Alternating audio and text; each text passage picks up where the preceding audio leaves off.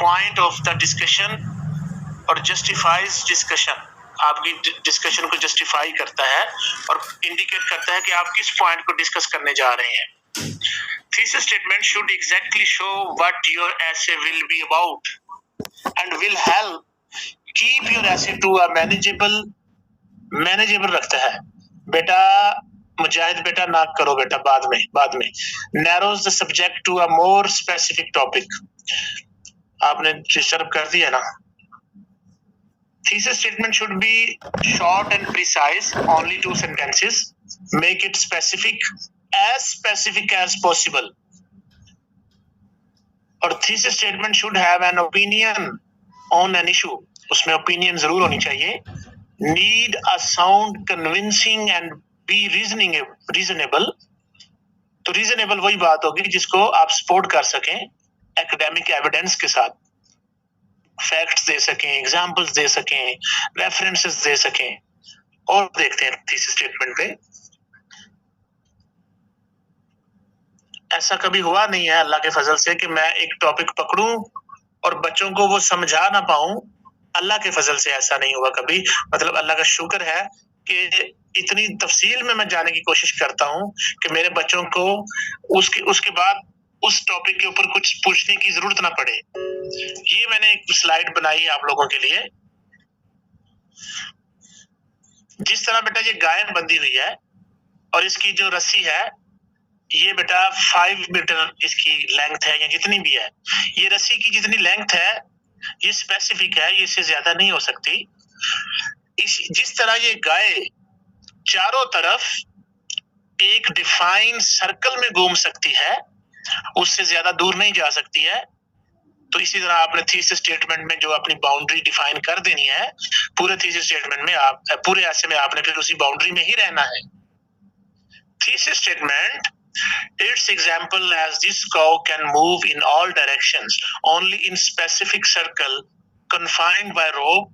Same thesis statement sets the limits of your whole essay. तो बेटा वही जो मैंने बात बताई ये आप इधर से देख लें। अच्छा, नेक्स्ट मैं आपसे स्लाइड शेयर करता हूं, टाइम कम होता है।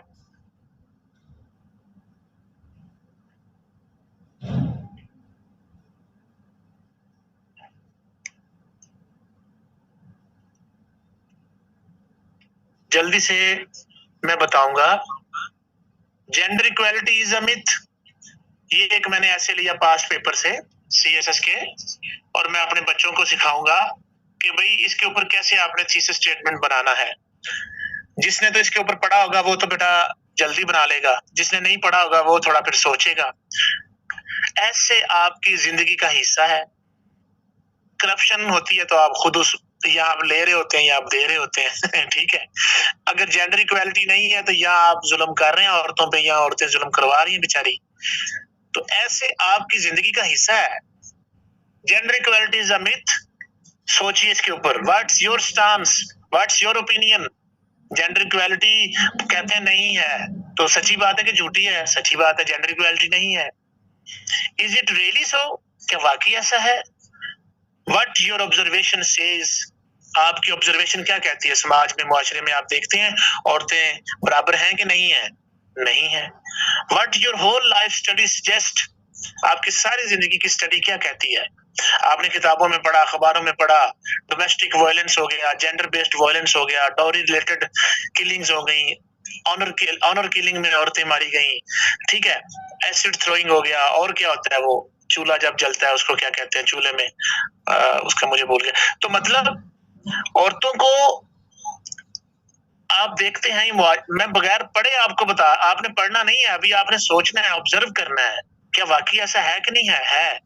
अच्छा, व्हाट योर एक्सपीरियंसेस टेल, आप एक बहसीते औरत भी एक्सपीरियंस लाइफ में हो सकते हैं। आप खुद डोमेस्टिक वायलेंस का शिकार हो सकती हैं, आप सेक्सुअल हरासमेंट का शिकार हो सकती हैं वर्क प्लेस पे, ठीक है बेटा। आप खुद as a female girl, female baby girl, आपका जब कंपैरिजन बेबी बॉय से हुआ होगा तो हो सकता है आपने फेस किया हो और आपने फील किया हो कि यार भाई बच्चों को ज्यादा प्रोटोकॉल मिलता है और बेटियों को कम मिलता है, तो हो सकता है आपने फील किया हो। अच्छा, पॉन्डर ओवर, अब दोबारा गौर करें, सोशल एस्पेक्ट से मैं बता रहा हूं। अभी मैं आपको बताऊंगा थीसिस स्टेटमेंट कैसे लिखना है। अभी आप एक टॉपिक मिला, उसके ऊपर आप सोच रहे हैं, तरीके मैंने बता दिए। योर सोशल ऑब्जर्वेशंस, आप देखें क्या औरतों के और समाज में देखें, एक नजर दौड़ाइए। अ चाइल्ड गर्ल और अ चाइल्ड बॉय, किसको वेलकम किया जाता है? हमेशा बेबी गर्ल को अनवेलकम एटीट्यूड होता है उसके साथ, उसको वेलकम नहीं किया जाता। और जो बेटा होता है उसको वेलकम किया जाता है। तो gender discrimination starts even before her birth. ये आपने देखा है, ये किताबों में पढ़ने की क्या जरूरत है, आपको तो पता है। अच्छा, फैमिलीज मेजर डिसीजंस, फैमिली के जो बड़े बड़े फैसले होते हैं उनमें औरतों को नहीं पूछा जाता, नहीं देखा जाता, बाज़ औक़ात ऐसा होता है, ठीक है। फाइनेंशियल डिसीजंस में उनको नहीं इन्वॉल्व किया जाता बहुत ज्यादा, और भी बहुत सी एक्टिविटीज हैं जो उनको समाज में हम देखते हैं। अच्छा, in society equal access to education है? नहीं है। फिर जेंडर इक्वालिटी नहीं है। इक्वल एक्सेस टू हेल्थ है? नहीं है। इक्वल एक्सेस टू एजुकेशन कैसे हुई कि जो गांव तक तालीम है वो तो बच्ची ले लेगी, 10-12 जमातें पढ़ लेगी, लेकिन जो आगे किसी बड़े सिटी में जाना है या कहीं और जाना है तो शायद वो क्लास ना ले सके या वो एडमिशन ना ले सके, क्योंकि उसको वहां पे लेके जाने वाला कोई नहीं है। तो इक्वल एक्सेस टू एजुकेशन भी नहीं है समाज में, हमने देखा। इक्वल एक्सेस टू हेल्थ भी नहीं है। इन्वायरमेंट भी फ्रेंडली नहीं है, नॉन कंड्यूसिव इन्वायरमेंट है। नो, अब ये सारा जब आपने गौर किया, सोचा, समझा, ऑब्जर्व किया, एक्सपीरियंसेस को अपने को याद किया, no you can say there is no gender equality. किसी बुक को पढ़ने की अभी जरूरत नहीं है आपको, मैंने वैसे आपकी जिंदगी से ऐसे बताया, ऐसे इतना आसान होता है कि मैंने आपको इसको आप इस तरह बताया कि ये आपकी जिंदगी का हिस्सा है। लेकिन थोड़ा सा इसको बताने का, और जो मुश्किल तरीन सब्जेक्ट है उसको आसान तरीन बना के देना ये उस्ताद का काम होता है, और ये उस्ताद को चाहिए कि वो ऐसे और प्रेसी को आसान बनाए। अच्छा, तो देखें आपकी ओपिनियन बन रही है कि हाँ जी वुमेन जो है ना वो बराबर नहीं है। एक नेक्स्ट स्लाइड और शेयर कर रहा हूँ बेटा। अगर ये लिंक ब्रेक होता है तो 8 मिनट के बाद सेम लिंक से आपने क्लास को दोबारा ज्वाइन करना है।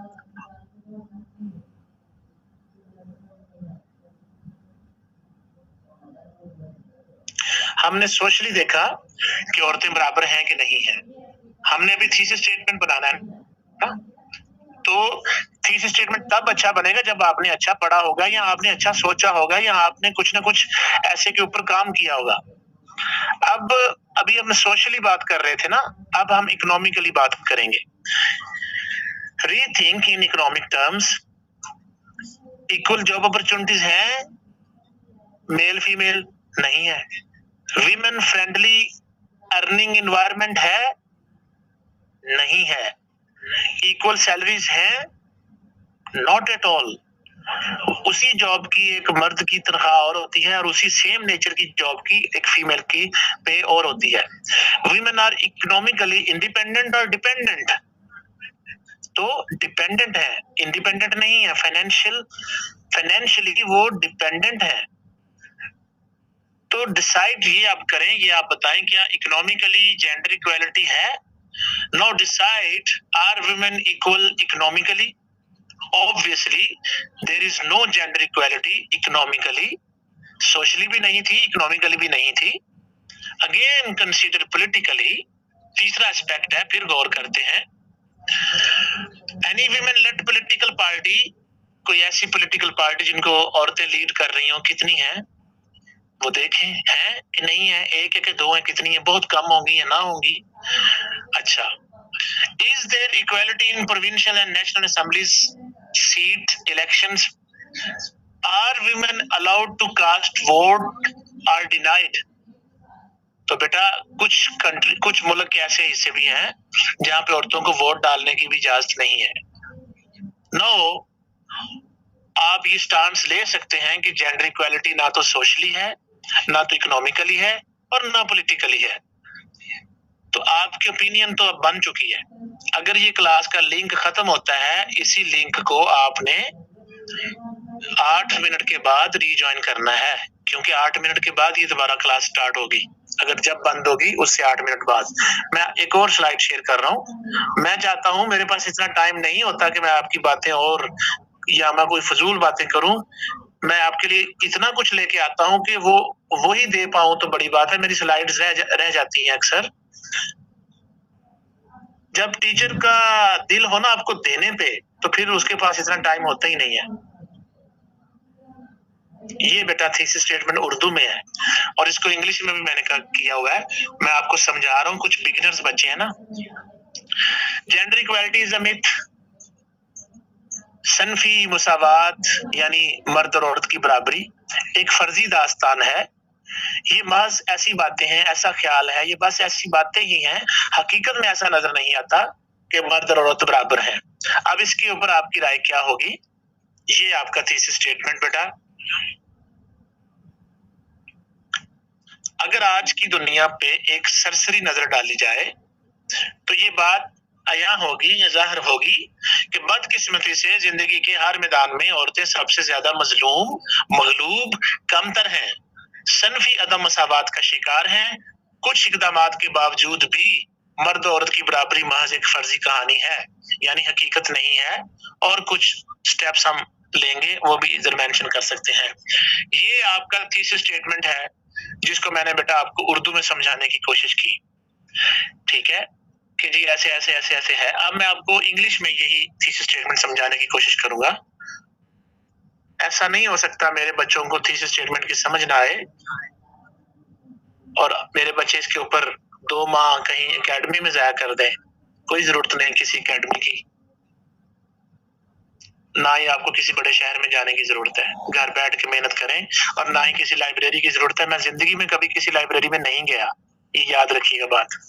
अच्छा उसी उर्दू की इंग्लिश है। A cursory glance, एक सरसरी जायजा, a bird eye view at the national scenario reveals that women unfortunately continue to be the most disadvantaged, suppressed and subjugated segment of society in all walks of life. तो उर्दू उसी उर्दू का English है कि औरतें जो है ना मगलूब है, मजलूम है जिंदगी के हर मैदान में। Hence, despite some efforts to empower women, अगरचे कुछ इकदामात किए गए, कुछ स्टेप्स लिए गए, some efforts to empower women, gender equality by and large remains an elusive dream. अभी भी जेंडर इक्वालिटी एक सुहाना ख्वाब है, दूर का ख्वाब है, डिस्टेंट ड्रीम है, पूरा होने वाली चीज नहीं है। तो बेटा ये थीसिस स्टेटमेंट होता है। आपको उर्दू में आपको पहले मैंने वैसे समझाया कि वेल रीड होना चाहिए, आपको अच्छा पढ़ा होना चाहिए आपको। तो पढ़ने के बाद आप खुद थीसिस स्टेटमेंट बनाएंगे। जब अच्छा आपके पास होगा, जब ऑब्जर्वेशन अच्छी होगी, जब आपके एक्सपीरियंसेस अच्छे होंगे। तो पहले उर्दू में बना के दिखाया, फिर इंग्लिश में बना के दिखाया। ये होता है थीसिस स्टेटमेंट। मैं और देखता हूँ, जाना नहीं आप लोगों ने। आप लोगों को आज थीसिस स्टेटमेंट मैं समझा के भेजूंगा इंशाल्लाह, अल्लाह के फजल से। जो आपसे पैसे लेते हैं ना 70-70, 80-80 हजार रुपया, और आपको कहानियां सुनाते हैं और आपका टाइम जाया करते हैं, वो आपके अगर पैसे जाया हुए हैं तो इधर आपके पैसे पूरे हो जाएंगे मुफ्त में इंशाल्लाह। अच्छा ये बेटा एक ऐसे है, future of Pakistan lies in education. क्या पाकिस्तान का मुस्तकबिल तालीम में है? आपने इसके ऊपर अपनी राय देनी है। उसको कहते हैं थीसिस स्टेटमेंट। इस बात में कोई शक नहीं कि पाकिस्तान का रोशन मुस्तकबिल सिर्फ तालीम में है। ताहम यानी आपने एग्री कर लिया कि हाँ जी, no doubt future of Pakistan lies in education. ताहम हाउएवर निज़ाम तालीम में कुछ बुनियादी मसाइल हैं। अगर मुनासिब अमली इक़दाम किए जाएं तो तालीम से फायदे उठाए जा सकते हैं, और ये मसाइल, ये एजुकेशन के मसले ठीक हो सकते हैं। तो इसमें आपने 2-3 चीजें डिस्कस की। आपने एग्री किया future of Pakistan lies in education. Future Pakistan का economic future, political future, democratic future, हर तरह का फ्यूचर, पॉलिटिकल, इकोनॉमिक, डेमोक्रेटिक, सारा फ्यूचर जो है वो एजुकेशन में है। समाज का फ्यूचर भी, सोशल कोएग्जिस्टेंस और पीसफुल होना, उसका फ्यूचर भी एजुकेशन में है। लेकिन आपने ये कह दिया, अब आपने हाउ पार्ट इसमें होगा कि कैसे ऐसा है, आपने 7-8 आर्गुमेंट्स देने हैं, जैसे मैंने पिछली क्लास में बॉडी पैराग्राफ में दिए। मसाइल की मैंने बात की, तो मैं बताऊंगा भाई एजुकेशन के साथ 5-6 मसले हैं। यूनिफॉर्म सिलेबस नहीं रहा, और करप्शन है, बजटरी एलोकेशन थोड़ी है, मैकेनिज्म इंफ्रास्ट्रक्चर नहीं है, टीचर ट्रेनिंग नहीं है, वोकेशनल एजुकेशन नहीं है, और भी बहुत कुछ होगा, लेकिन 4-5 होंगे। और हल और कुछ मैं अमली इक़दामात भी बताऊंगा। तो ये बेटा थीसिस स्टेटमेंट है। अभी मैं इसको इंग्लिश में लेके आने वाला हूँ, आप इसको देखिएगा। उर्दू में तो होता नहीं है ना, आपको समझाने के लिए इसको उर्दू में लिखा है। समझाना मकसद है ना, तो फिर उर्दू, इंग्लिश, पंजाबी जैसे भी है समझ आनी चाहिए बच्चों को। ये इंग्लिश में है बेटा। The future of Pakistan, what's your opinion? आप एग्री करते हैं ना जी, future of Pakistan lies in education? Yes. What you are going to cover in your whole ऐसे, वो थीसिस स्टेटमेंट बताएगा। देयर इज, उसी उर्दू की इंग्लिश है बेटा, उसी उर्दू की इंग्लिश है। There is no denying the fact that future of Pakistan lies in education, but there are some formidable challenges in education system. However, by taking some measures, these challenges can be dealt with या can be tackled, ये जो भी आप लिख लें। अच्छा, तो आपका इस ऐसे में रोड मैप क्या होगा? आपने कहा, एग्री किया कि फ्यूचर पाकिस्तान के एजुकेशन में है, अब आपने बताना है हाउ। तो हाउ के ऊपर बॉडी पैराग्राफ मैंने 2-3 आपको भी दिखाए थे। 6-7-8 आर्गुमेंट्स होंगे, वो 6-7-8 बॉडी पैराग्राफ्स होंगे। फिर चैलेंजेस क्या हैं, इश्यूज क्या हैं एजुकेशन में, तो मैंने बताया है 5-6 वो होंगे, और फिर रेमेडीज 5-6 हो सकते हैं। तो ये बेटा थीसिस स्टेटमेंट था जो मैंने आपको समझा दिया। क्लास तकरीबन जो है मेरी, मैं देखता हूँ कोई स्लाइड और आपके साथ शेयर करने वाली है कि नहीं। अबसार साहब, बेटा आपने फीडबैक लाजमी देना सर तालिब साहब के ग्रुप में। बॉडी पैराग्राफ कैसा रहा ऐसे हम लेक्चर, और ये बेटा थीसिस स्टेटमेंट का लेक्चर कैसा रहा? जी अबसार साहब बेटा बोले।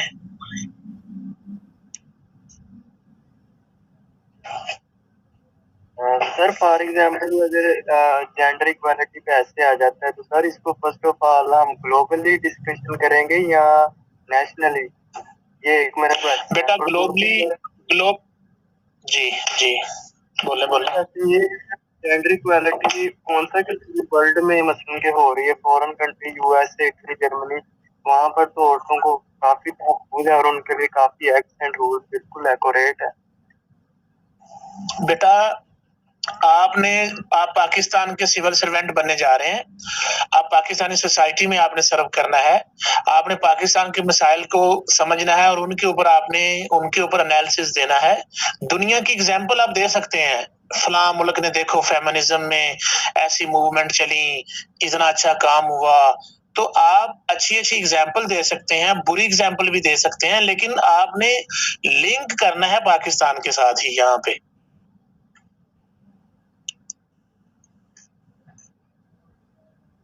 और बेटा कोई चले बेटा, मेरा ख्याल है कोई और स्लाइड आपके लिए है ही नहीं है। मैं आपके फीडबैक का इंतजार करूंगा, और थीसिस स्टेटमेंट के ऊपर मैंने काफी कोशिश की। 2 सेशन बेटा चल रहे हैं, वैल्यूएशन ऐसे प्रेसी 15 फुल ऐसे लेक्चर होंगे उनके ऊपर।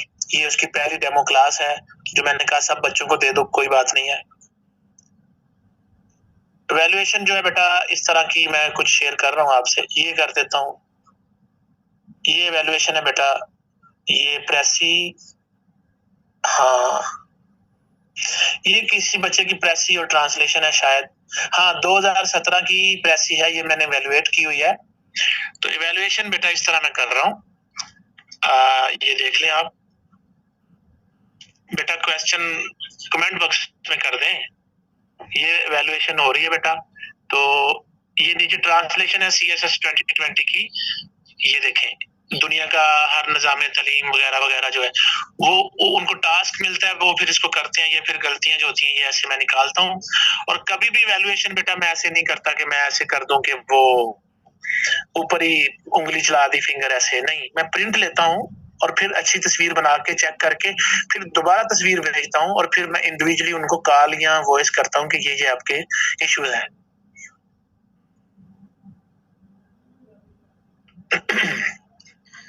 जी अदील साहब।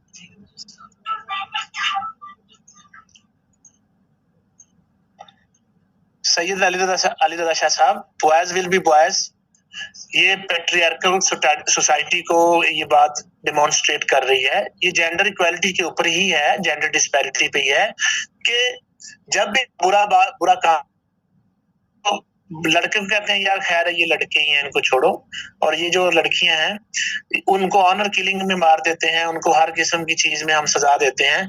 और बच्चा जब कोई गलत काम करे तो हम कहते हैं खैर है मुंडे एंजी कर देने, बेटे ऐसे करते हैं, और बेटी को हम कहते हैं हुए ऐसे करो, तुम्हें पता नहीं है लोग देख रहे हैं। तो मतलब बॉयज विल बी बॉयज, तो इसके ऊपर तो एक बड़ी लाइन भी मशहूर हुई है मैं नहीं बताऊंगा यहाँ पे।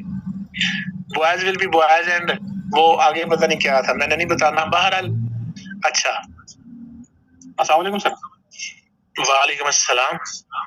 जी सर, मेरा क्वेश्चन ये था कि जैसा कि टॉपिक है जेंडर इक्वालिटी का, तो इसमें जब हम थीसिस स्टेटमेंट लिखते हैं तो अब जैसा कि मेरा स्टांस है कि ठीक है जी जेंडर इक्वालिटी एक मिथ है, जो है वो नहीं है जिस हमारी सोसाइटी में मामलात हैं। लेकिन ये एक हिसाब से कुछ कंट्रीज में है, कुछ बेहतर कानून भी हैं। मेरा बेसिक स्टांस तो यही होगा कि इनइक्वालिटी है, लेकिन क्या मुझे थीसिस स्टेटमेंट में ये लिखना चाहिए कि कुछ ना कुछ ये लिखना चाहिए कि कुछ जगहों पे इम्प्रूवमेंट भी हो रही है? जी बेटा, जब आप थीसिस स्टेटमेंट देते हैं ना, अभी मैंने इसको बड़ा सिंपल रखा है कि बच्चों को समझ आए, उर्दू में भी इंग्लिश में भी। हाँ, आप थोड़ा सा दे सकते हैं कि जी अगरचे दुनिया में हम देख रहे हैं कि जेंडर इक्वालिटी हो रही है, इंश्योर हो रही है, मतलब, लेकिन साथ साथ ये भी कहेंगे हमारी हालत जो है बड़ी खराब है। तो इस तरह एक आधी लाइन हम थीसिस स्टेटमेंट में दे सकते हैं। लेकिन जो उनकी असल बात एग्जांपल्स हैं वो हम रेमेडीज में दे सकते हैं कि देखो जी फलां कंट्री में इम्प्लीमेंट किया लॉ को, औरतों के रिलेटेड रूल्स को, लॉज को इतना अच्छा इम्प्लीमेंट किया कि वहां पे जेंडर इक्वालिटी बड़ी इंश्योर हो चुकी है। तो अच्छे कंट्रीज की जो अच्छी एग्जांपल है वो रेमेडीज में बहुत आने वाली होती है। ठीक है सर, शुक्रिया। ओके बेटा, आप लोगों के ना मैं फीडबैक का इंतजार करूंगा सर।